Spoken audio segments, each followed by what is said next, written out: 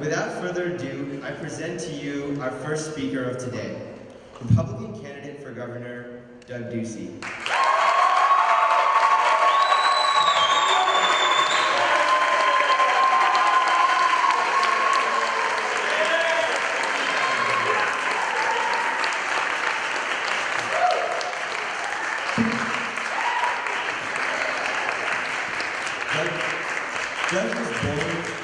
Doug was born and raised in Toledo, Ohio, and came to Arizona in 1982 to attend ASU, where he worked his way through college at Hensley & Co. After a stint at Procter & Gamble, Doug helped launch Cold Stone Creamery on its path to success. Alarmed by the state of the economy and the massive spending and debt the government has incurred, Doug decided to make a positive difference by seeking public office, and in 2010 was elected Arizona's 32nd treasurer. In 2012, he led the opposition effort for Prop 204, which lost by nearly 2-1 margin, after Ducey pointed out that it was essentially a blank check with no reform or oversight. A proven coalition builder, he assembled successful efforts to block Prop 204. His Twitter tag is @DougDucey. Tweet at him today.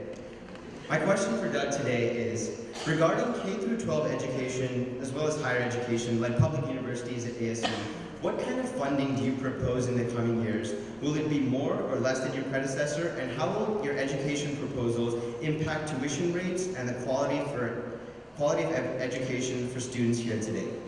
You have 10 minutes, Doug. Great to be back on campus. My name's Doug Ducey, and I'm the only Sun Devil running for office.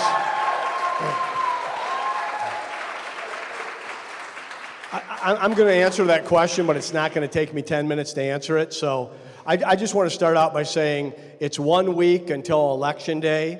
We're very proud of the campaign that we've run so far. We've built the broadest coalition of any candidate that's out there. We've been endorsed from everyone from U.S. Senator John Kyle to sitting state legislator, Democrat Catherine Miranda, and Democrat Lydia Hernandez, with everyone in between, from the Arizona Chamber of Commerce and Industry to the National Federation of Independent Businesses. And that's the kind of campaign that we're running. I'm running to be governor of all the people. And much of the support has surprised me because, as our moderator mentioned, I don't come from any political background. I grew up in Toledo, Ohio. My dad was a cop. I'm very much a product of the Midwest and the working class. I want you to know, for full disclosure, because it's just a week until Election Day, that my first elected office was as homeroom representative in the 5th grade at Blessed Sacrament Grade School.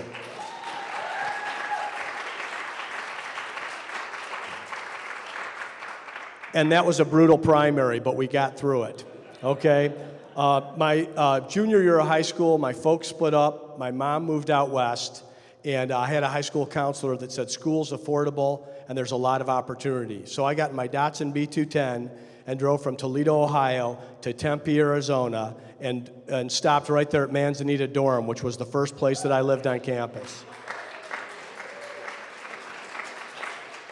It's been an incredible adventure. I studied finance here at Arizona State University, worked my way through college at the local Anheuser-Busch distributorship, and began my career at Procter & Gamble.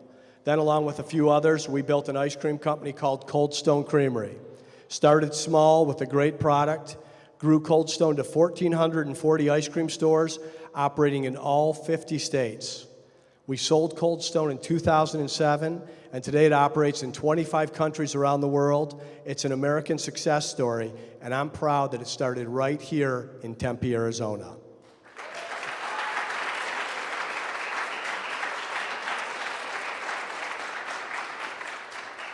So if anyone asks you what Doug Ducey's campaign is about in these closing days, I hope there's 2 things you'll tell them about. One, it's about growth and job creation. I believe if Arizona stands for any one single idea, it's opportunity for all. And I would like to see your degrees be worth what you've paid for them, and you to be able to enter this economy to not only get a job, but to have a career path that will fulfill you and test the best of your energies and skills. And that's how I felt when I graduated here. There were numerous job opportunities, including Procter & Gamble. And our economy is way too slow right now. And now to answer your question, the other issue that animates my campaign is K-12 education. K-12 education is underperforming in Arizona. I'm curious, how many of you were born somewhere other than the state of Arizona? Okay, so I'll say thank you to the natives. How many of you attended high school here in Arizona? Wonderful. So our K-12 system in this state is underperforming, but this isn't specific only to Arizona. K-12 education is underperforming across the country. Anyone in this room that's my age or older grew up in an America that was #1 in the world in K-12 education. Fast forward 4 short decades later, and we're not on any country's top 10 list. As Americans, we should find this unacceptable, and as Arizonans, we have a duty to fix this. This is a state responsibility. It's not something we can blame our federal government for. The good news is we know how to educate a child here in the state of Arizona. We have 3 of the top 10 public high schools in the country in Arizona. More than any other state, no state has this bragging right. But there's a number of things we're doing wrong. Number one, for the past decade, we have put a decreasing percentage of state resources into classrooms year over year. So you can't blame Democrats for that, and you can't blame Republicans, because that's in both administrations. And you can't blame it on a downturn in the economy, because that was also in times that we're growing. So my opponent will say to you later tonight that we just need to spend more in K-12 education. And what I would say to you is we need to better spend the $10 billion we're already spending. And that's $10 billion to educate just over 1 million school children in the state of Arizona. That's $9,300 per pupil. I want to see us have higher expectations inside our schools. I want to see our teachers be rewarded, respected, and retained. And I want to see every available dollar supporting teachers teaching and students learning. But there's one thing we know will make the biggest difference in K-12 education, and that's a focus on literacy. If we can have children learning by the time they finish 3rd grade, the results are astounding.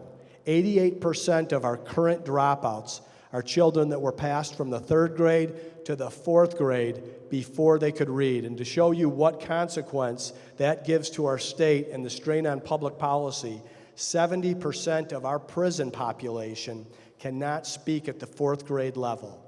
So in the Ducey administration, I'll wake up every day and focus on our economy, because I want to see jobs turning into fulfilling careers, and I'll focus on our K-12 education system. There's nothing more important that we can do to have a better quality of life in the state of Arizona than to have children who are becoming adults walk across stages dressed in cap and gowns that are prepared with skills to have success in life. So we'll pay attention to this, and this is something we'll measure ourselves against other states, and there's no reason that Arizona can't lead the nation in improvements of K-12 education by better spending of our already $10 billion in this category. Thanks for having me here tonight. Go Devils!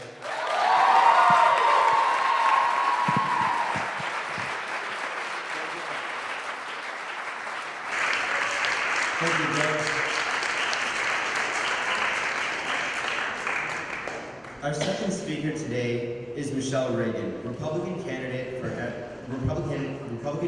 Arizona Secretary of State. It's good to see you on campus again, Michele. So my question for Michele today is, many students have expressed concerns with difficulty of voting. If elected, how will you make voting more accessible to students? And specifically for those who are out-of-state students at ASU who comprise an increasingly large percentage of students on campus. You have 5 minutes, Michele. Okay, thank you. First of all, it's wonderful to be here tonight. Thank you. It's good to see you again, Nihal. I am Senator Michele Reagan, and for the past 12 years, I have served at your state capitol.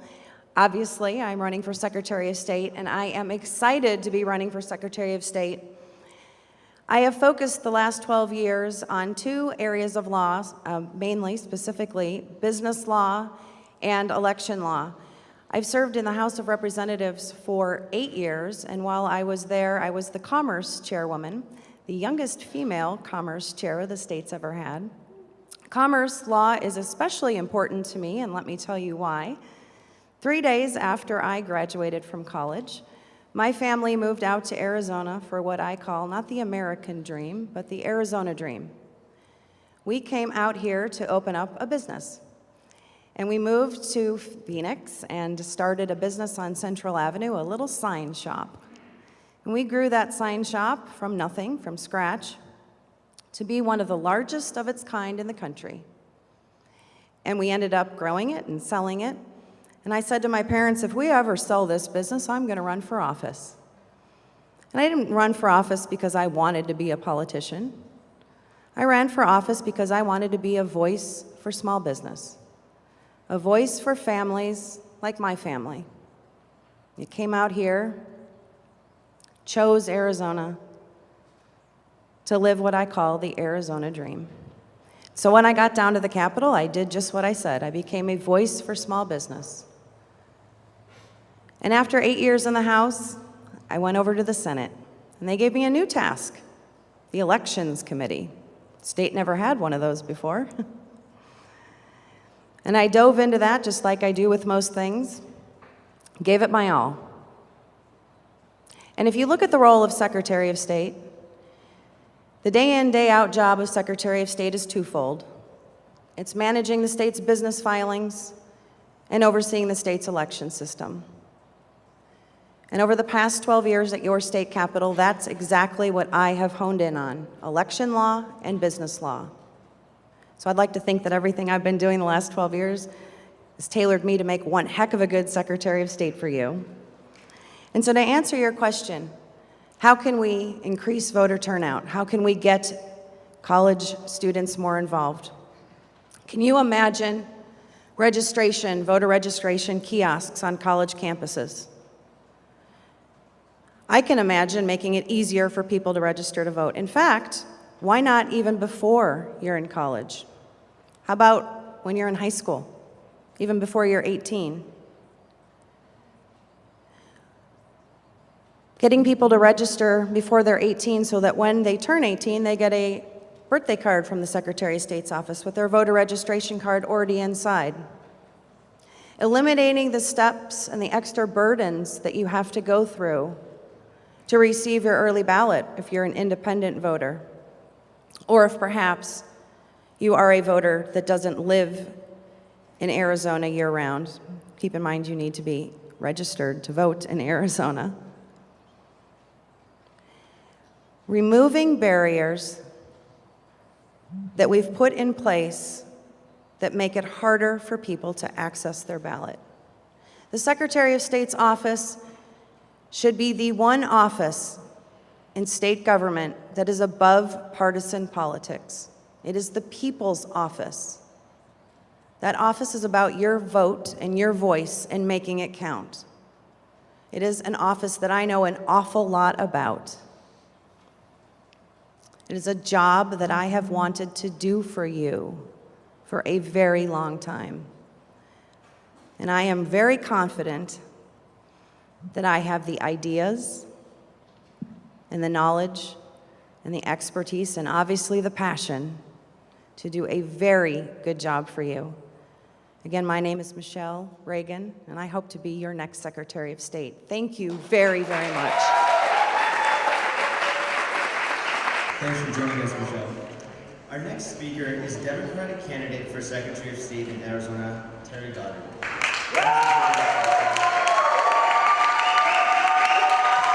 Record of public service as Arizona's Attorney General, Mayor of Phoenix, federal housing official, CAP board member, and teacher to the Secretary of State's office. Wow, that was a real mouthful. As Arizona's Attorney General, he received national recognition for his work protecting Arizona consumers and vows to do the same for Arizona voters.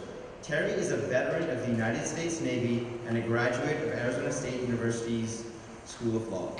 Currently, he's a senior counsel with the international law firm of Dentons. He lives in downtown Phoenix with his wife Monica and teenage son. So along similar lines to the question I asked Michele, my question is, many students have expressed concerns with the difficulty of voting. If elected, how will you make voting more accessible to students who are making a large percentage of the electorate today. Specifically for out-of-state students, though, and the fact that it is difficult for them not being registered voters over here to have more access to voting. You have 5 minutes, Terry. Thank you. Thank you very much. And whoa, thank you all for being here. I think the first answer to your question is the folks that are here today, the enthusiasm and the interest that you have in Arizona politics. And so that's a building block. But the last time I checked, there were about 80,000 other students at ASU. So we've got a ways to go outside of this room to truly get students and people under 30 involved in politics. And I use that number advisedly. Arizona has, I hate to be too categorical about that, but done a terrible job of making it possible, easy for individuals to vote. And that has been through both omission and commission over the last multiple years, over 20 years at least. Secretaries of State and the legislature have worked together to make it harder and harder and harder for individuals to exercise the most precious right we have as Americans, and that is the fundamental right to vote. We're 46th in the nation in voter turnout, 4 from the bottom, and we're falling. That's a despicable record. It's one that we have to change, because the fewer people that participate, the more the rest of them feel that the system isn't working. And frankly, the system isn't working for an awful lot of them. So let me be specific about some of the things that I would change in order to get more people engaged. The first is registration. And it's not going to be done with a kiosk or a particular piece of hardware. It's going to be done by all of you talking it up and spreading way beyond this room. But it also is going to have to take some organization. And I've got a simple plan. Simply persuade President Crow and his counterparts at the other universities to make registration to vote part of freshman orientation. That will change dramatically. I've been here on campus trying to register voters. Between classes, well, it's almost impossible to get people who are rushing from one place to another to stop for 5 minutes and to sign up to vote. So we need to make it easier. Frankly, we need to make it much more accessible, and that's one way to do it, and I think the numbers would go up. The second one is a place called ASA, and I meant to congratulate student government for taking this on. Thank you for your leadership. But there's been an organization that's worked very hard to register students, and it has had the impact at the state legislature that they hear the student voices. In 2012, ASA registered 8,000 students on the campuses across Arizona. And the legislature noticed. You know how they noticed? They cut off all the funding for ASA. They made it illegal for the Board of Regents to cut a check to the organization that was registering students. So this year, how many got registered? 800. Cut the number to a minuscule proportion. Now, 80,000 students at ASU, I don't know exactly how many are registered, but I'm guessing it's a relatively small percentage of that total are registered voters in Arizona. If you want to have a say on the education that you're getting and the tuition you're paying and the kind of state we have, it's only by registering to vote and getting involved. And yet the huge juggernaut power of student votes is basically on the sidelines, not participating. Not the folks in this room, but the overwhelming majority beyond it. And we have to change that. Let's talk about not suppressing the vote. I wish Senator Reagan had stayed, because she was the sponsor of something called 2305 in the last session, well, the session a year ago. She was very proud of it. But unfortunately, it was the biggest voter suppression bill that's ever been proposed, not just in Arizona, but across the country. It treated every group of voters, except her own, very poorly. It raised the number of signatures that Barry Hess's party should need, and he may say a little more about this. Libertarians were basically declared extinct by 2305. They would have had to put, I think, 5,000% more signatures to run for statewide office. That's wrong. It's unfair. It's un-American. It shouldn't have happened. Made initiatives and referendum, a precious right that we have in our Constitution, much more difficult to exercise. That's wrong. Now, fortunately, 150,000 Arizona citizens signed petitions, led by this guy over here, and basically said, we're going to put it on the ballot. What did the legislature do? Rather than let us vote on it, they promptly repealed 2305 and said, just watch, folks, it's coming back in pieces. So watch out. Many of our voter rights are in jeopardy right there. Let's talk about being fair to everybody. The legislature passed a bill you may have heard about in the last year called Senate Bill 1062. Basically said that private industry can discriminate against somebody that they don't like for religious reasons. That meant the gay and lesbian population felt that they were on trial. Now, they persuaded Governor Brewer to veto that bill. But Senator Reagan voted for it, and so did many others in the legislature. And that basically means you go into office, if she's the Secretary of State, already saying that some of our population don't have the same rights as others. I think that's wrong. Let's talk about dual track. You asked specifically about the question of out-of-state students. We have a system here in Arizona that was imposed on us last summer by the current Secretary of State, Ken Bennett.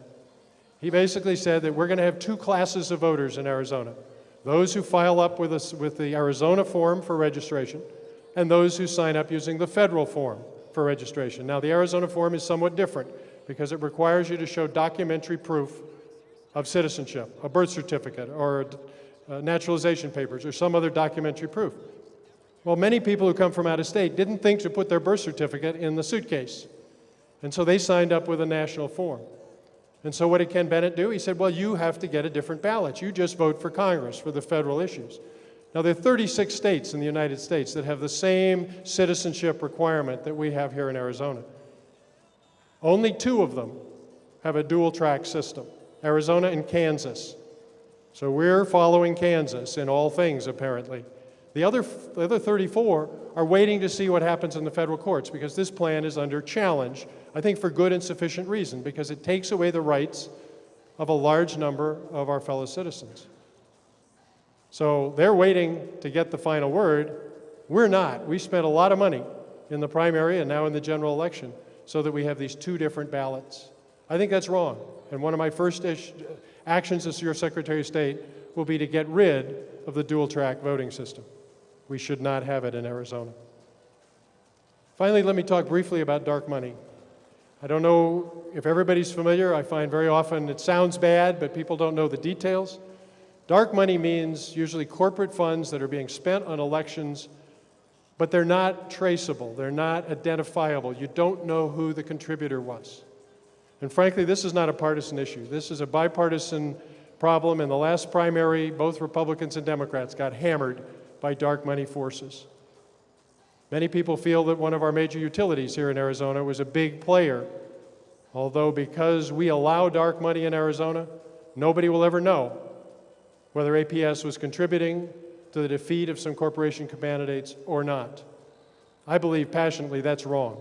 We need absolute transparency, and my authority for that is none less than Justice Scalia, who has said he would not want to live in a country where political debate was held anonymously. So if Justice Scalia believes that, I believe the Supreme Court also believes that. And so we need in Arizona to stand up and demand that everyone who participates in the political process have the courage, have the forthrightness to say who they are and give us their names, their addresses, and so we know exactly who's behind every political expenditure.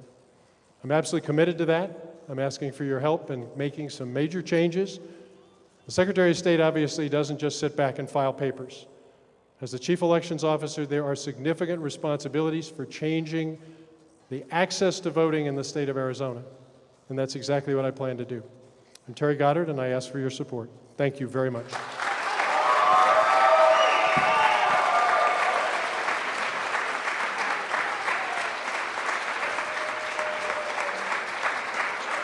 So our 4th speaker for today's event is Republican candidate for treasurer, Jeff DeWit. Jeff is running unopposed in his election, and we will be having him speak with us today. Thanks for joining us today, Jeff.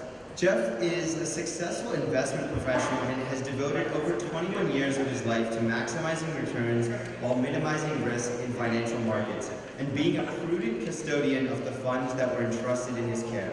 His career has taught him that a strong work ethic, a focused vision, and the determination to succeed are traits he will bring with him to the Treasurer's office.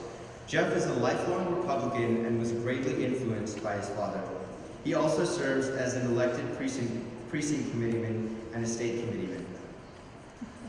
Jeff, my question for you today is, you're guaranteed to be in office by next year, and you ran on a campaign for smaller government, free markets, lower taxes, and very importantly, an opposition to Obamacare expansion. Do you plan to do anything within your first 100 days in office to lower taxes and oppose Obamacare? Well, a lot of that is going to depend on the team that you send up with me. So, who here knows what I mean when I say 6-1? You guys know what that means? Football team, right? Yeah, there it is. So, what you're electing here is a team to represent you, and that's why you should care. So you have your governor candidates, who are basically the quarterback of the team, and they're going to set the tone. If he keeps handing the ball off, there's no way I can catch a pass. So you have your Secretary of State candidates. Well, we don't have any up here. Secretary of State, I guess they're more like the referees. We have people running for Congress, right? And they're like our wide receivers. They go deep into Washington for us. We have our Attorney General. He's like the fullback. I'm the nerdy little guy over to the side that keeps the stats. That's the treasurer. Really? You look like a football player to me. I might look like it. No, I'm just that nerdy little guy off to the side. Maybe the water boy, too. So a lot of what I can do is going to be dependent on the tone that gets set at the top. So I do, the good thing that I'm going to provide is to be a good treasurer. So I've been doing finance for 21 years, and what I want to do is be an anchor in that office, keep that office running very smoothly for whoever gets sent up to quarterback the team. So I am unopposed, as you said, and two things I like to say about it is after the primary I had, I deserve an easy general. If you guys followed my race, we had the funnest race going. And if you go back and you watch our old debates, you'll see what I'm talking about. So we didn't have debates, actually. We put on a show. And now that I don't have an opponent, the nice thing, too, my debates are half as long, and I've been winning some of them, too, just so you know. So, the other thing is, the Democrats didn't run anybody in this race for the reason that even Democrats don't want a Democrat handling their money. And I like doing that I can see the percentage of Republican versus Democrat when I say that. I have other ones too, you won't like those. And anything particularly on lowering taxes and Obamacare expansion?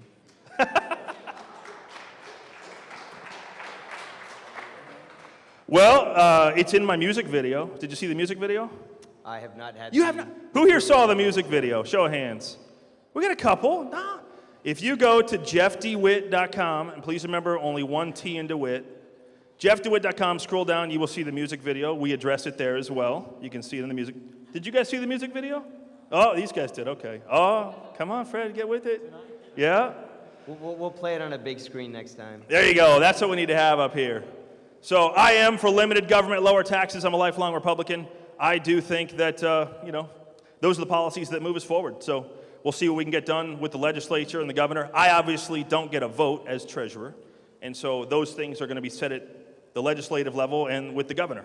So, but I can be very supportive and I'll get things done. But I do want to bring more transparency to the office.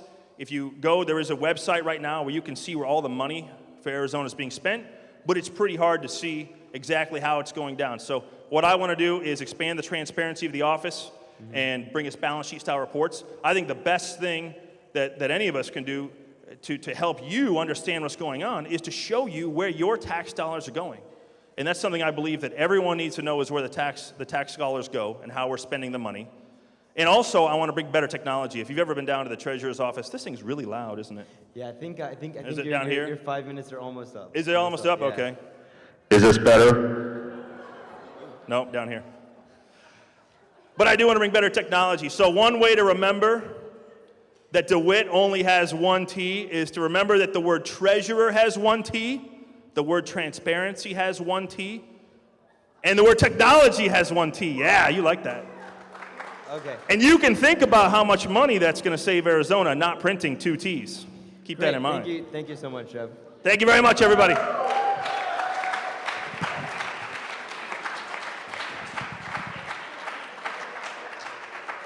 Thank you, Jeff. Our next speaker today is Libertarian candidate for governor, Barry Hess. Thanks so much for joining us, Victor.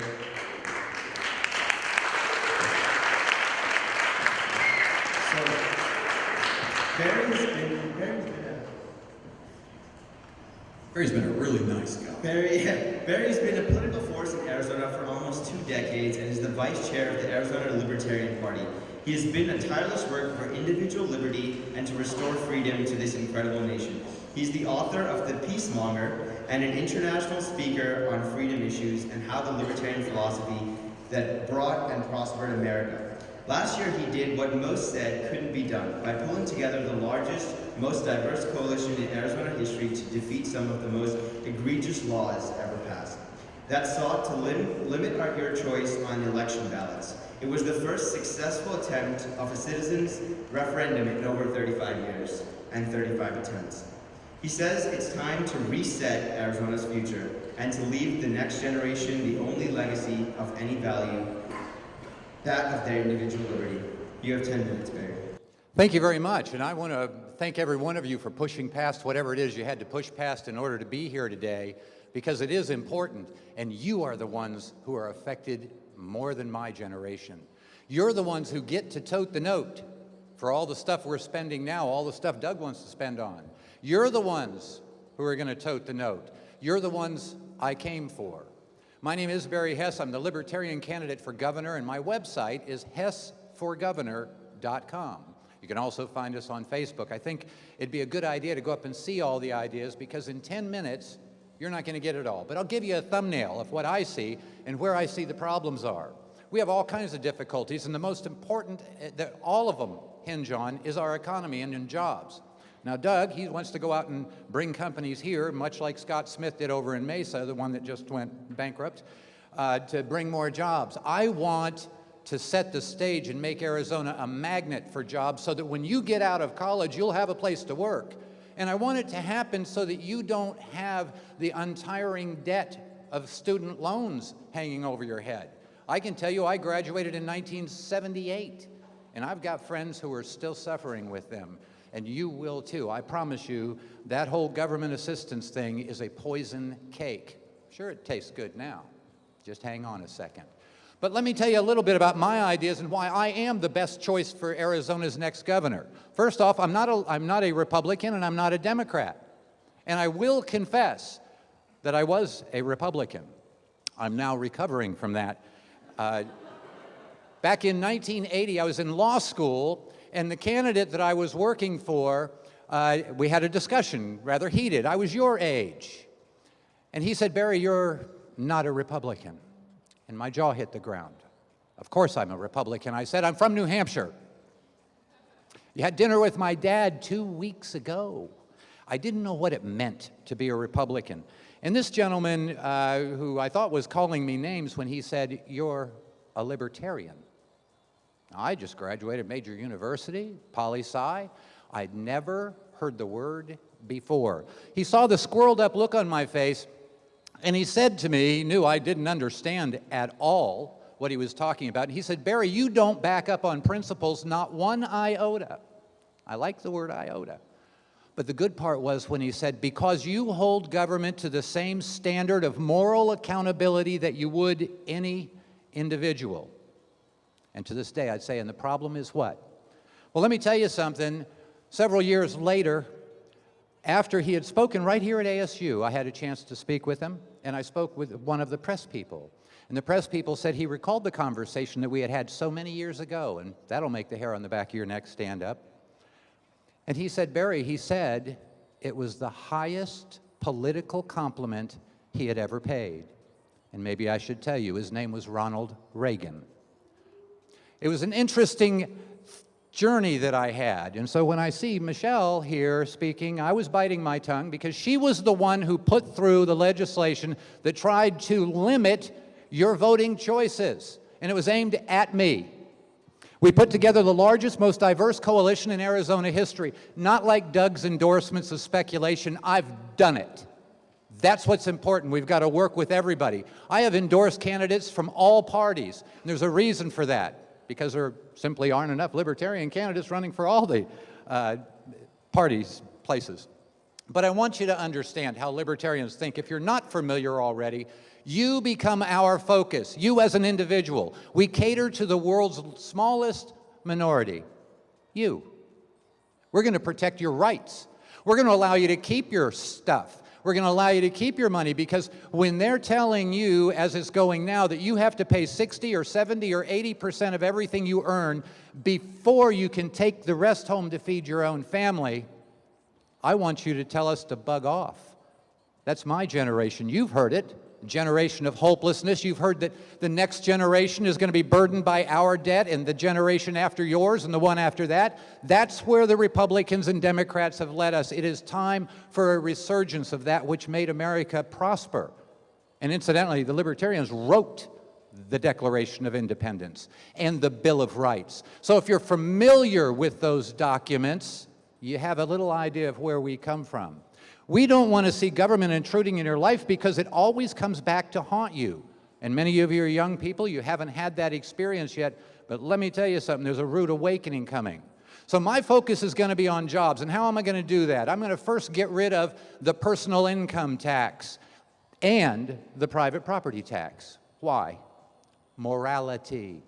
A group of people getting together, calling themselves government, and saying, we are going to go tax you X amount. It's theft. Any 3-year-old will tell you that. And theft is still theft, even by government, even if they come with a gun, and even if they say it's for the children, because it seldom is. And I think it's important that we hold our rights dear. More important than any political party, believe me. I don't see a stitch of difference between a Republican and a Democrat. You know, one says, I'll kick you twice and steal a nickel. The other one says, I'm going to only kick you once, but I'm going to steal a dime. Then that wet blanket libertarian comes along and says, hey, here's an idea. How about no kicking, no stealing? How about that one? Well, they like to play in those percentages and degrees. I don't. I want to be your servant, not your savior. I don't pretend to have all of the answers, but I do have answers, and I know where to get the rest. And I can get them from all parties. I'm the only one in this race who can walk the political aisle without fear of political repercussion or reprisal. The only one. You want to see gridlock that keeps Arizona bound in a spiral of extraordinary expenses that are just going up, and you get to pay for them. You're the next generation, after all. I want to alleviate that debt. I want you to know what I knew when I got out of school: no debts and the world wide open to you. And I want there to be a job for you. So that's why we're going to eliminate the income tax and the private property tax and go to a flat transaction tax that'll be imposed on everybody, on everything. Fair as can possibly be, but you maintain your privacy. We'll also have a corporate tax of 4% on the gross receipts without deduction. We're not going to play games with these loopholes that politicians always give these people. No, everybody gets to pay the same. Problem is, our estimates say it's going to put 2 to 5 times as much money into the legislature's hands. And that scares the living daylights out of me, because I want to see that go down. I think it's really important that we get away from this whole party politics nonsense. My team has to beat your team. I mean, but hey, if you're a Republican, let me tell you something. You ever hear about a rhino? If you're a Democrat, have you ever heard about a dino? Well, that's what they are, in name only. I guess there are some linos out there too. But the reality is that we've got to look forward to a future. And so I've got plans to really expand and to bring businesses here as a magnet, not try to go out and solicit them to come here. It's very important. It's like herding cats, as one gentleman said. I know how to herd cats. Well, heck, it's easy. Put out a bowl of milk. That's how you herd cats. And that's exactly what I plan to do as governor. I want my legacy not so much about me. I'm carrying a message. And it's not going to be about what I've done. What I want my legacy to be is about what I have undone. I want to take the rocks out of your generation's citizens' backpack that the other clowns have put on you.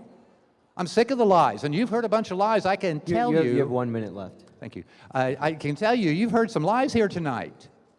And we have to be politically polite and just sit there and suck it up. Fred's probably doing the same thing right now. But the interesting thing is that we're all in this together. And the bread and butter of politicians is very simple. They divide us up into groups, pit us against each other, and then offer to referee. I don't play that game. That's all that keeps them relevant. They fix blame, I fix problems. Vote Barry Hess, Libertarian candidate for governor, and you're going to have some fun and enjoy being in Arizona. Thank you very much. Thank you, Barry. Our next speaker tonight is Democratic candidate for governor, Fred Duval.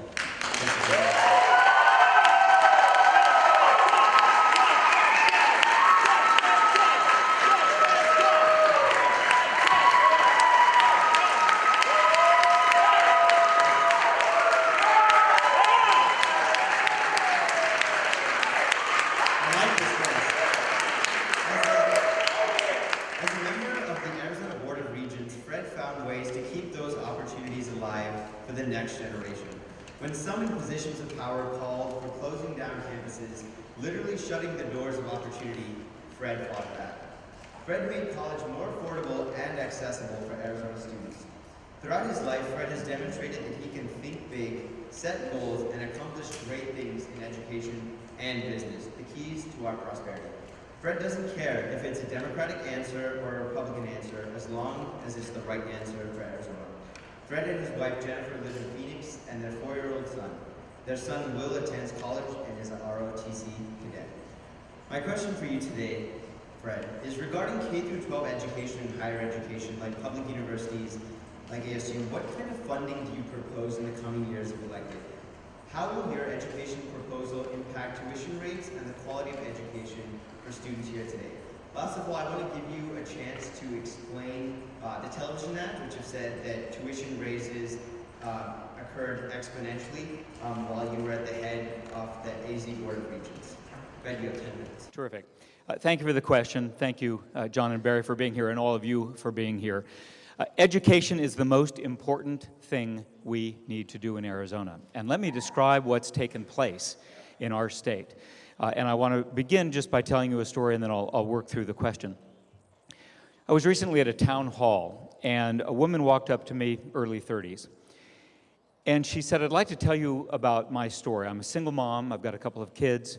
I make about $28,000 a year. We're getting by, but we don't live in the best neighborhood. The school that we're going to, my 2 kids have never had a permanent teacher, just substitutes. The class sizes are 36 and 38. The school has now come to me and said, can you contribute, and asking all the parents, will you contribute for art and sports, which she was quick to say she couldn't afford to do. And as she was describing her feeling about the school and her children, she began to cry. And I hugged her, and she stopped, and then she grabbed my shoulders, and she looked me dead in the eye, and she said, I want to say something to you no father or mother should ever have to say. I feel as though I'm powerless to change their future. And then she looked at me and she said, but you will have the power to change their future. And that's my assignment as your next governor. We have cut education too deeply in Arizona. We were 46th in the country in per student investment in K-12, and then we reduced education funding by an additional 20%. In the university space, we reduced the state's investment by 50% over 5 years. What's happened in K-12? Second largest class sizes in the United States. 1/3 of our teachers leave every 3 years, 50% of our teachers leave every 5 years. Over 500 classrooms today in Arizona have no permanent teacher. They have substitutes. Disproportionately in the critical grade of 7th grade math. We have school districts letting school kids out at 1 o'clock on Wednesdays or Fridays to save money. Teachers who haven't had pay raises for 5 or 6 years are being asked to go into their own wallet to help pay for school supplies. This can't continue. And so let me make it clear, everything else will be on the table except this. When I am governor, I will veto any bill that comes to me that cuts another penny from public education. I will veto it and veto it and veto it.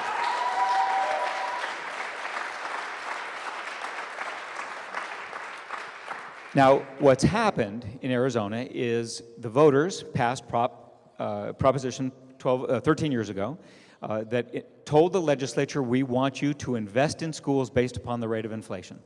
5 years ago, the legislature stopped doing it. School districts sued the legislature, took them to court, and the Supreme Court has now said, you must enforce this proposition. It is the most important thing we must do. We must take the offer that's on the table to settle this case and begin getting dollars back into the classroom. Doug Ducey believes we should delay the case, we should appeal the case, we should find every possible way of not reinvesting in the classroom. He would rather do tax rebates to the richest Arizonans. It is fundamentally the most important difference between us. The cuts to the universities during the 5 years of the recession were the largest in the United States. Just think about that. On a per-student basis, 50%. And yet, 85% roughly of all the costs at the university are the faculty that provide you the course content you need for your degrees. When the universities were cut by over $400 million by the governor and the legislature, we got together immediately and said, we must find every way of balancing the budget and cutting that we possibly can. Some of you may have remembered stories about this. The university, all three universities, the faculty were put on furlough for 3 weeks. We sold off dormitories. We privatized the grounds crews. We found every possible way of saving money. Obviously, no salary increases across the board, found every way of saving money. And then we faced this question: should we close campuses? Should we tell students who had already taken a freshman and sophomore or junior year, your degree program no longer exists? The faculty that are providing you the course content to finish your degree will be dismissed and your program will be closed. We made the decision that is the wrong way to go. And instead what we did is we raised financial aid dramatically faster than tuition went up to assure that net tuition, the average tuition that students paid, did not go up. And then I led the redesign of higher education called aztransfer.com. Any of you used it?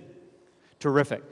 It was my idea that it is time for us to go to the universities and community colleges and say, the days of two systems are over. We need to put all those courses online, enabling students to go online and take courses from multiple schools at multiple price points at their schedule and get their degree faster and at 1/3 less cost. And that's why today tuition rates are only moving along at the rate of cost of living adjustments, and that will be the case going forward because we have completely redesigned the institutions for long-term sustainability. However, the state, even after the cuts, still invests in the last budget $760 million in our universities. If Doug's proposal for a tax rebate to the millionaires and the abolishment of the income tax and corporate income tax goes through, the universities will suffer deep cuts. And because of the changes that have already occurred, there is not much left to do in the ability of the regents to streamline operations. ASU provides a degree at less cost per student than anyone in the conference and most universities in the United States. It is an efficient producer of degrees. Tuition rates will go up. I will fight that to make sure that universities get sustainable state funding, flat tuition raises, and then we bring this new online learning portal of aztransfer.com to a broadened community of students of every age and of every part of Arizona to assure that we can continue to get degrees at the lowest possible cost while maintaining the highest possible brand value for those of you who will leave this institution and want a degree that is marketable and that will get you the jobs that you're capable of performing. Thank you very much. Thank you, Fred.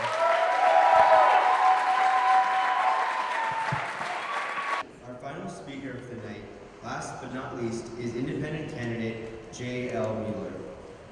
Thank you for coming. Thank you for joining us today, John. John Lewis Mueller is the only gubernatorial candidate born, raised, and funded strictly by and for Arizona. He's an engineer by trade and creator of the alternative fuel-powered Mueller Automobile Company. He has spent decades as a contractor and large project developer researching Arizona for the best locations to establish new industries. His passion to end party politics by becoming governor has ultimately demanded an even playing field for everyone regardless of who they may be. John feels the current condition of our state economy must transcend politics, and Arizona must run Arizona. He lives in Pinetop Lakeside with his wife and 2 sons. My question for you today, JL, is although independents form the largest percentage of constituents today, our Arizona legislature is made up almost exclusively of Democrats and Republicans. How do you plan to be effective and implement your ideas and solutions with a deeply partisan Democratic and Republican legislature? Do you have 10 minutes, Joe?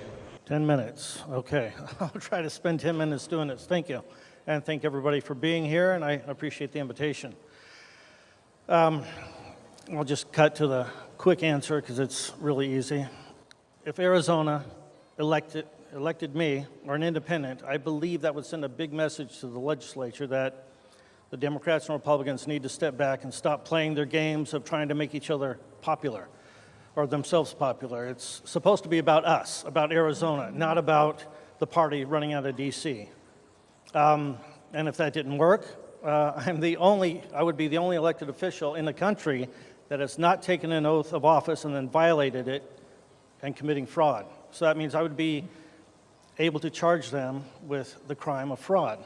And holding that over their head, kind of like a threat, yeah. You either play the game or I'm going to charge you with fraud, because the governor's first duty is to enforce the laws. And that is the laws being the Bill of Rights laws, not the statutes. Okay, that's answered. Here's the other issues. I'm not a pro at this, and I got to apologize for the jeans and the boots, but I just rode down on a motorcycle from Lakeside. So this is me. And my voice might be a little bit rough because I probably ate a June bug or a grasshopper or something, I don't know. So bear with me on that. And I'm going to try a joke that I tried at the League of Women Voters. Barry was there. I failed miserably on this when I was there. Okay, I've been in a marriage for 17 years. For the last 2 years, it's been a same-sex marriage. At least that's what my wife says. Okay, they didn't get it either, but okay, you got it. I should have asked how many people were married before I threw that one at you. I keep hearing these ideas of cutting this, twisting this, bending these rules, or whatever these guys want to do to create money. Okay, there's a thing called jobs and industry, and that's where I come in. I've been scouting the state for at least 25 years for the proper areas, for the proper industries, water-wise, employee setups, I mean everything. So I know the state really well. And yeah, my mouth is getting very dry, so bear with me here. Like I said, it was a bug or something. But I'm new at this. So what I do is I put together businesses and Arizona. I've been trying to do this for 25 years. The state's been rejecting me because I won't bring in any group that wants to pay to play. That's where the Arizona Commerce Authority comes in. They need to be thrown out. It's a terrible group of people. Or they have terrible rules on how to best spend your money, my money, to entice companies to come into the state. And no one wins, except for maybe the companies. I've got a long list of companies that want to move into the state and start business right now. The way that I'm bringing them in is with the land lease issues. I'm going to take Arizona's state land, not all of it, not the pretty stuff, and the federal land and turn it into a lease program where they lease the land, 100-year lease. They improve the land, then it's taxable. Most of our land is not taxable. Now we have something to fund our schools with. Okay, that's kind of a no-brainer, but they don't want to go there because they're not sure how the party in D.C. will accept that. To me, it's kind of cut and dry. Like I said, I'm an engineer, and I fix things. Another major industry that Arizona needs to jump on is industrial hemp. We need to legalize cannabis just because of the money aspect. That's $80 million in the first year. Oh, I thought that was me for a second. The June bug climbing out. Anyway, industrial hemp, that's 30,000 uses. That's plastic products. That's a form of rubber products. The oils from hemp does everything that the oils from crude oil does. So, you start looking at why it was blocked, why it's banned, and you see DuPont is one of the main people that pushed it. Okay, where does he run? The textile industries, the paints, all the things that hemp can build and do. It's a huge product. It's a huge product. It's a huge industry that will develop 30,000 products. Excuse me, and that means probably about 30,000 businesses. With that land lease program, we've already got businesses that will come in regardless. And one other thing, my omnibus program. I'll ask everybody to go to my website, download the booklet, Mueller Initiative 2014. it explains this in better detail than I can do in 10 minutes. What do I have left? 2? 3? Okay. My omnibus program is a program where you take the dreams of an individual. You know, you want to create a business. Okay, I'm going to fund it. I show you how we can fund that business and create an entirely new tier of an economy for the people that will be trading these businesses. You'll have to read about it to understand it. But, you know, I don't have any fancy phrases. I don't have any cliches. You had a lot of cool ones. I just don't have them. I speak strictly from the rule book, okay? I've got the answers. That's really what I have. Nothing fancy. The joke is about all I had right there, and that June bug thing, but you can tell my voice is not so hot. It'll be a long ride home. Actually, maybe I'll stay overnight. I'm not going to ride home and freeze on the way up. But that's it. I hope to answer a few questions when we're done, and if I have a couple minutes that we're going to spare, then we'll just, you know, spend it in silence, staring at each other or something, I guess. But my name's John Mueller, or J.L. Mueller, at jlmueller.com. I'm not nervous, even though I sound like it. It's this throat of mine, or my esophagus, I guess. In fact, I probably have some sort of disease right about here because it's kind of hurting. It's not Ebola, though. It's not Ebola, so don't run. No. I'm not sure. What's Ebola do? You get the flu and then you die. Fever and... Then you bleed internally. I don't have that. Anyway, I'm not going to waste your time. I've already done that. My joke kind of fell on me, but this is it. You want the answers. I've got the answers. I don't play games. I don't make things up. I don't have the cliches. I don't have a party in D.C. telling me what to do. I believe in the absolute equal treatment under the law clause. That means everyone has the same exact equal opportunity, and no one else wants to touch that either. They just assume. That's it. Thanks. So we are going to move on to questions from the audience now. So our first question is for you, Terry. So you said you want to make it a requirement for freshman college students to register to vote at their orientation. Why is that? Do you think everyone should vote even if they're uninformed? It's a great question, but first I'd like to thank you who are the resolute stalwarts that are still here. Woo!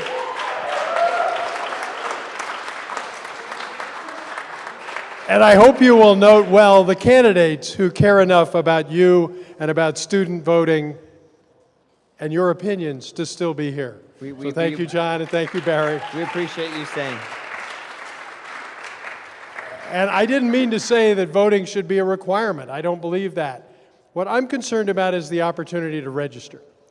And right now, anybody who's been involved in registration on campus knows that it's a little like ice fishing, or something where you're trying to stop people who are intent on doing something else, and it doesn't work. And so we need to have some opportunities so people can sit down when they're doing their orientation and register if they want to. And frankly, I think our next step is to make sure they're informed voters. But you don't have informed voters until you have them registered. So Arizona has, as I said initially, a terrible reputation. And I don't think it's coincidental. I think there are folks in the legislature who frankly are delighted with the way it's working right now. They've got exactly the voters they want. And they don't want you messing it up, which is why they defunded ASA. It's why when students actually started exercising some muscle at the legislature, they promptly tried to slam the door. So time to strike back. And the best way to strike back is to register. And so please help us get that word out. If I'm your Secretary of State, we're going to be a pain in the neck, especially at registration time for starting freshmen starting the year, because I think that's the best time to get people's attention. I got another idea, which I think that when folks who turn 18 in high school, their schools ought to be really aggressively pursuing their registration, so that part of the top scores for a performing school in Arizona ought to be how many of your seniors are getting registered. So there are many ways I think we can start tilting the process back toward full participation. Right now, it's fallen like a rock, and frankly, that's by design. So help us stop that rock and start going up. Thank you. Thanks so much, Terry. So for our Libertarian candidate, Barry, legalizing marijuana is a big issue that Libertarians come behind. And so it's most likely going to be on the ballot in 2016. If it actually gets to the ballot, would you support it? And how exactly would you enable its transition into legalization in the state? And second, have you ever tried marijuana before? And if so, what have the experiences and stories been? Well, I can say this. When I heard Bill Clinton say that he had tried it, but he didn't inhale, I thought, well, there's just another wasteful Democrat. No, the truth is, of course, we are for not so much, we're not pro-drug. We are anti-prohibition. Nobody has the right to tell you what you can do to or put into your body but you. That's where we draw the line. As to my own personal history, I grew up in the drug culture, for crying out loud. You know, it was what it was. It is what it is. No, I'm kidding. But no, we are for the complete decriminalization of all substances because we don't believe that government has any such right or any such power. Now, what you do when your body is under the influence, you are 100% responsible for. See, I think that's fair. You want to sit home and get stoned all day? That's your call.